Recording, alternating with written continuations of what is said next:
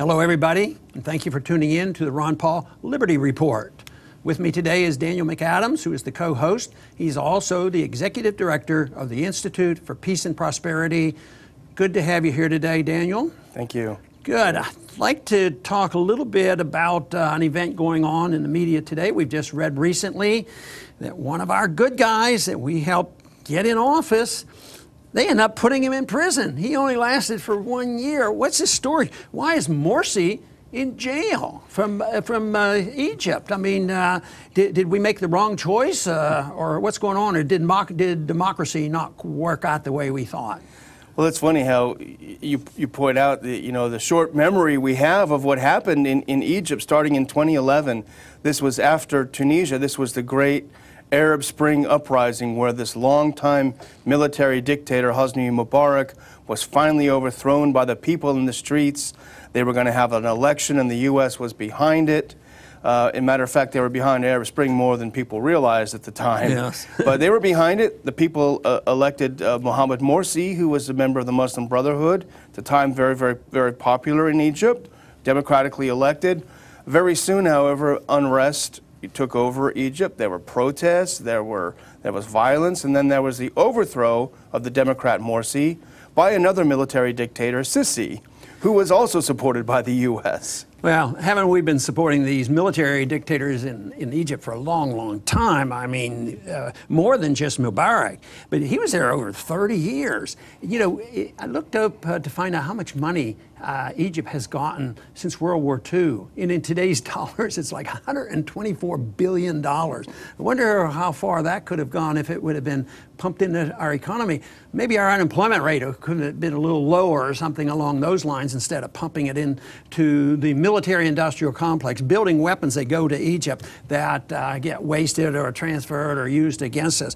But I think this is just a mess. You know, I wanted to be cynical about this whole thing. You know that Morsi's now in jail. I wonder if they're going to put up a sign now and say, "Mission accomplished." You know, of course, they would never admit this was the mission, but it is so bad, you know, that we flip-flop around, we pick and choose, and then when it doesn't go our way, then we get rid of these dictators, and we wonder why there's not peace in the world. So it costs us a lot of money. I think we lose credibility. I just don't see how this can continue that much longer for financial reasons. Sure.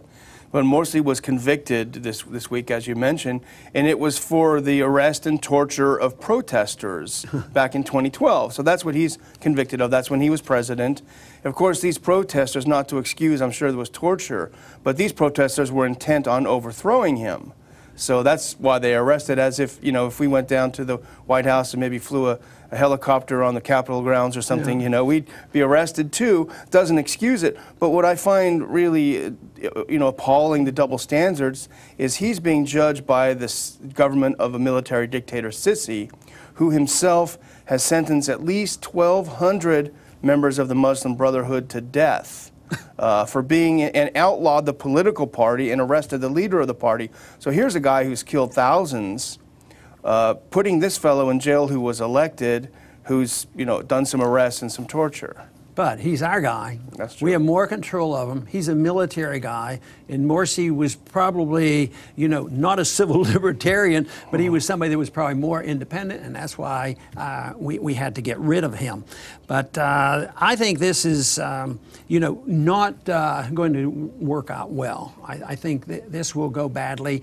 And I think the real tragedy, the issue here is, why are we, as a people, which permits our government, as a government controlled by special interests, to be obsessed and determined that everybody's self-interest, and they sell it to the American people, that we have to pick sides. Now, if you and I were voting and we're in Egypt and we look at al-Sisi and we look at Morsi, we say, well, neither one comes our way. But we support these guys. I mean, just think, Mubarak was there for 30 years and tens, and even for longer term, over $100 billion. And now, wasn't one of the conditions that al-Sisi got from us is, we're going to support you as long as you take our money? They want, we want to still have our hand in it. Exactly. As a matter of fact, just last month, President Obama announced that he was lifting the restrictions on selling military weapons to Egypt, and at the same time he assured Sisi that the U.S. will continue to send him that $1.3 billion a year, most of it, as you said earlier, to buy American weapons and to enrich the military-industrial complex. You know, so often we've heard the stories about how the weapons end up in the hands of the bad guys. You know, when it goes to Syria or Iraq, ends up in the hands of ISIS, and even the stuff in Libya ends up in the hands of the radical. I haven't heard directly, I don't know if you've heard of any stories where some of the weapons in Egypt end up in the other hands. I think that's a potential danger, but I haven't heard that happening yet. Have you? I don't know. I mean, I think, you know, the transport of weapons from certainly from Libya to Syria around 2011, 2012 has been pretty well documented. Yes. And I think certainly fighters from Egypt have participated as well. I mean, I would not be at all surprised that some of these have made this way. But it seems like our argument should be strong enough. Don't send them any more weapons. Don't support, try to pick between two guys that we don't endorse. Why don't we just take the advice of the founders, stay out of the entangling alliances, stay out of the internal affairs of other nations. The world would be better off, I am absolutely convinced. I want to thank everybody for tuning in to the Ron Paul Political Report, and please come back soon.